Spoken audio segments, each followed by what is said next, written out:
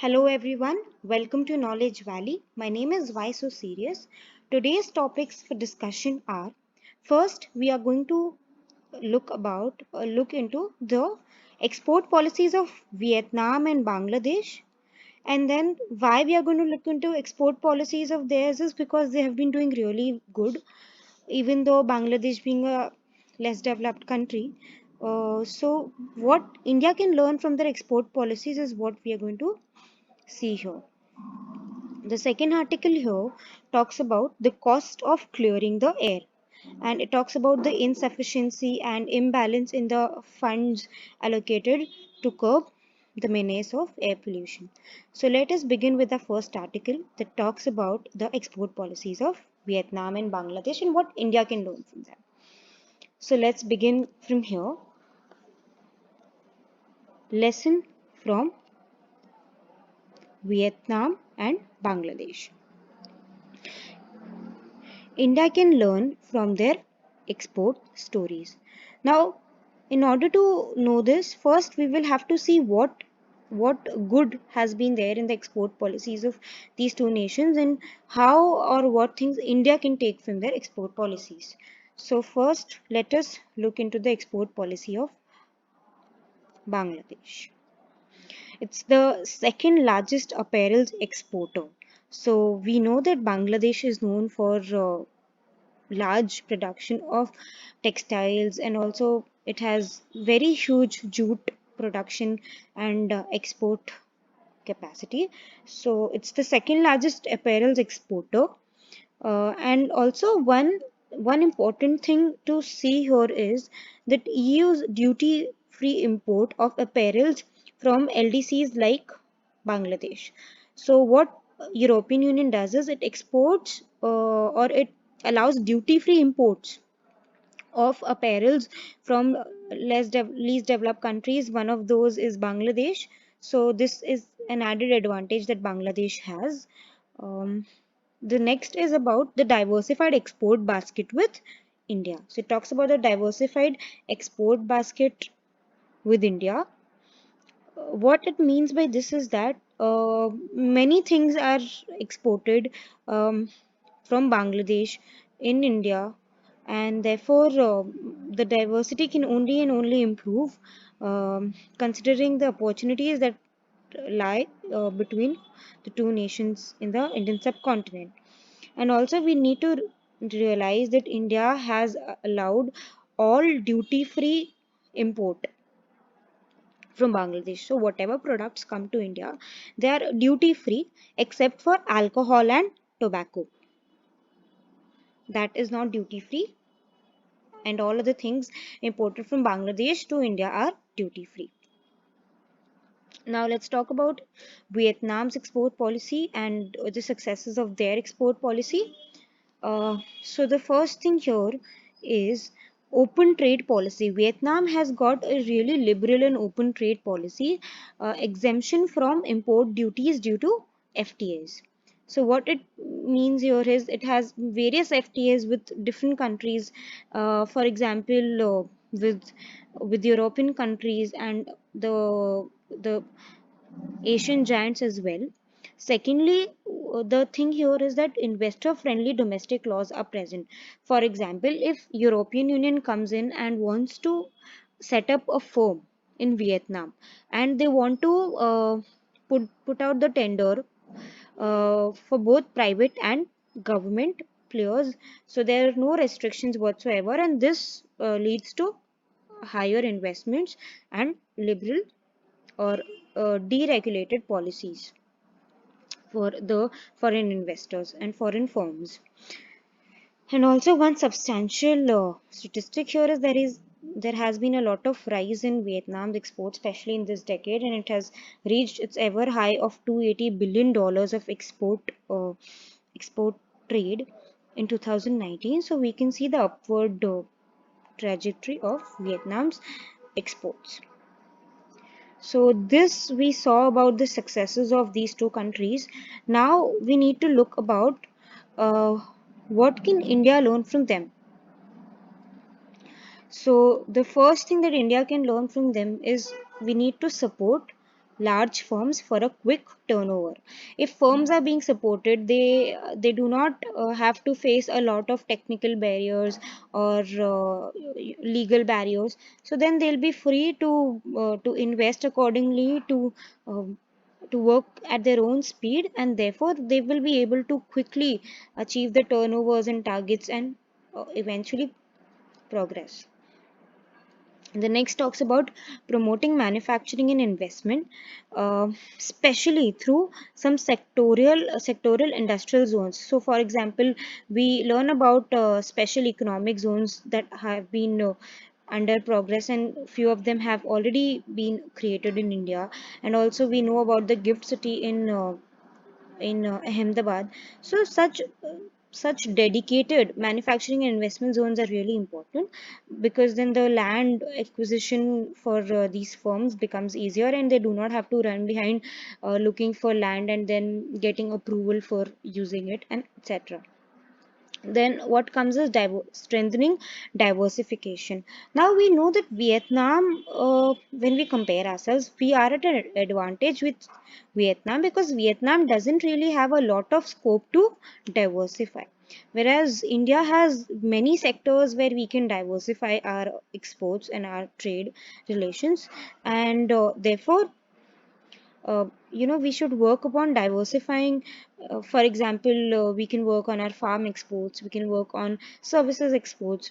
We have already been really good at outsourcing our services sector work, but then we can further look about other ventures and other opportunities in manufacturing sector and farm sector, things like that.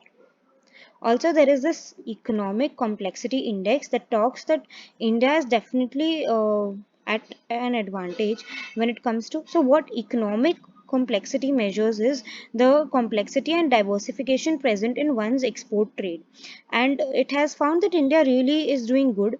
We export different kinds, diverse kinds of products and services, merchandise. So therefore, we are definitely at an advantage, and we can further increase it.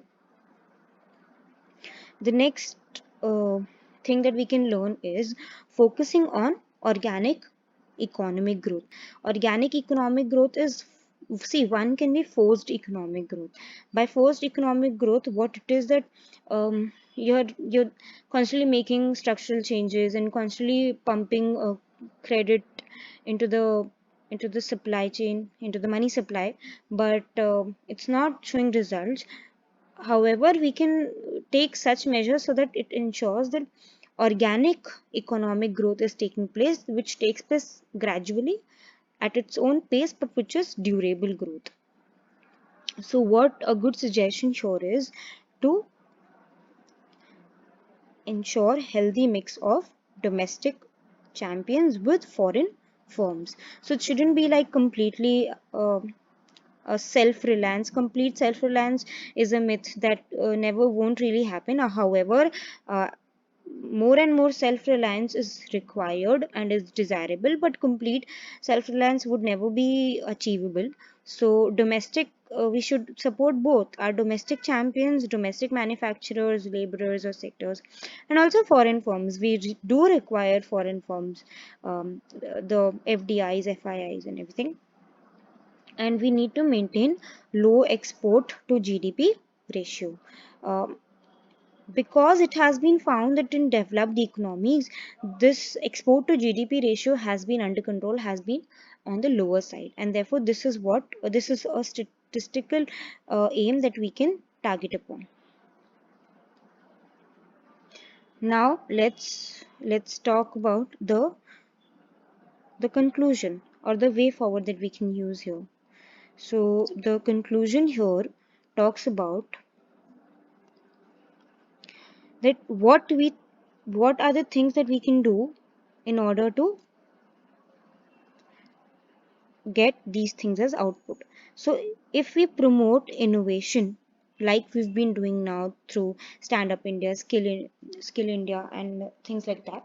And decreasing cost of doing business, we know that our ranking has shown a very considerable improvement in ease of doing business, and definitely cost of doing business is an important part of it, and we need to reduce it. So when these two things will be constantly done in a measured way, it will attract investments and integrate better with the global economy. So this was the article about the export policies of some countries of Asia and what we can learn from them. Now the next article talks about the cost of clearing the air. So this doesn't have a lot of dimensions, but it is talking about a substantial dimension, that how funding, the present funding for curbing air pollution is not adequate, and what other steps also are required. So the cost of clearing the air. It talks about the fundings and the imbalance, insufficiency in the funds that are allocated for curbing air pollution. So first we need to know that what is the current issue. So the current issue here is insufficient funds to tackle air pollution, which we have already, I just spoke about. Now we know the issue, but then we should also know that has India not taken steps at all? Has the government not really bothered about it? No, that's not the case. The steps have been taken by the government, and these steps are some various steps are being taken, but then the substantial ones are the one by under the national NCAP, and another one is, this is our national program to curb air pollution, to control air pollution, and then another is performance based funds dispersal, is the two substantial steps that the government has already taken to curb air pollution. So let's dig deeper into what uh, it does. In this national program to curb air pollution, around rupees 4,400 crore were allocated by Ministry of Finance to curb air pollution, reduce particulate pollution, and its targets were that it has to reduce particulate pollution by 20 to 30%. So this 20 to 30% as compared to the 2017 level. So whatever the level of air pollution was there in 2017, we need to decrease it by 20 to 30%, and the deadline for this the NCAP has kept as 2024. Now, since we have seen that these steps have been taken, and also the performance based funds dispersal, we can see here that the performance parameters of cities, like the steps that are being taken by the local governments and the city planning authorities to curb pollution, and if the performance parameters show positive growth, so then they will be given extra funds, or basically the funds dispersal is done based on the performance parameters being judged. Now, let us look into that why does this imbalance, this insufficiency or mismatch of funds and the scale of air pollution exist. Like the scale of air pollution is very, very large as compared to the amount of funds being devolved to solve this problem. Why is this mismatch taking place? See, one problem is about, which is a major problem in most of the initiatives, and that's data unavailability.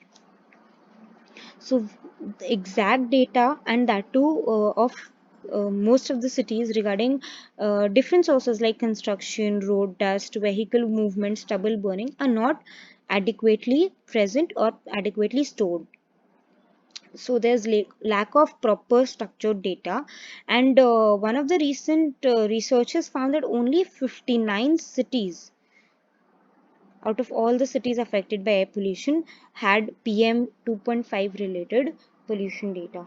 So very few cities have been tried to maintain such kind of data.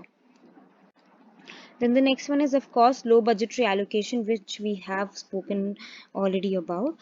The thing is that the budgetary allocation is not focused on uh, on recruiting trained manpower and the support system that is required to curb air pollution. So, although the budgetary allocation deals with the technologies and the mechanisms, but it is lacking on this part.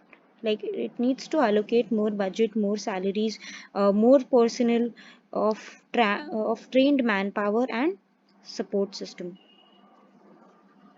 Now, of course, we know it and it applies here as well that only money is not a solution.